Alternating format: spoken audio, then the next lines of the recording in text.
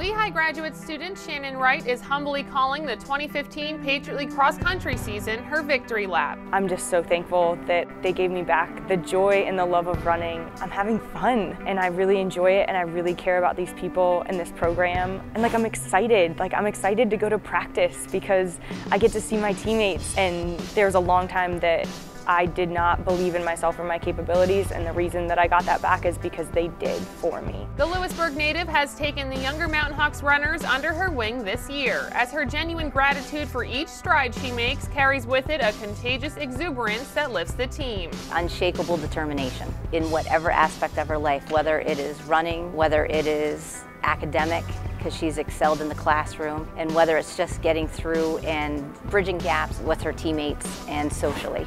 I think she just can rise to any challenge, and if you give her a challenge, she's gonna take it head on. No pun intended.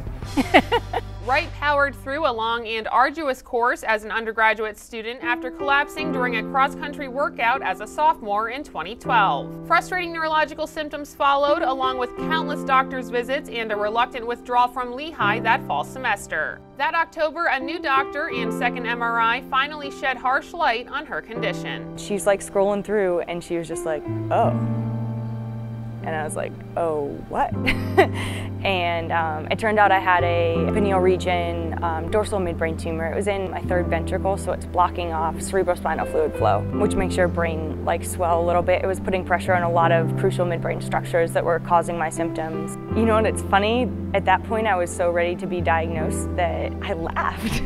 I laughed at her, you've got to be kidding me. And I called my best friend at school, who's, God bless her, she was my rock through all of that. I just remember being like, hey, I have a brain tumor. And she was like, oh, that makes sense. Though a benign mass, the tumor was located in a precarious position that made surgeons hesitant to operate. It took a while to convince a surgeon to actually do the surgery, so they sent me back to school in the spring. Wright relied heavily on the support of her teammates, a difficult shift in dependence for an otherwise very self-sufficient Type A personality. I know that this is a feel-good story, but it wasn't for a long time. Obviously now you see the resilience in her. You know, she was able to be confident and focused and just have a lot of faith. Gonna get through this, it's gonna be fine. I had surgery, I think it was 3 days after my last final that semester. A determined Wright went into the 8.5-hour surgery believing that her life would snap back to normal upon its success. The seasoned distance runner learned that the course of recovery would not be a sprint.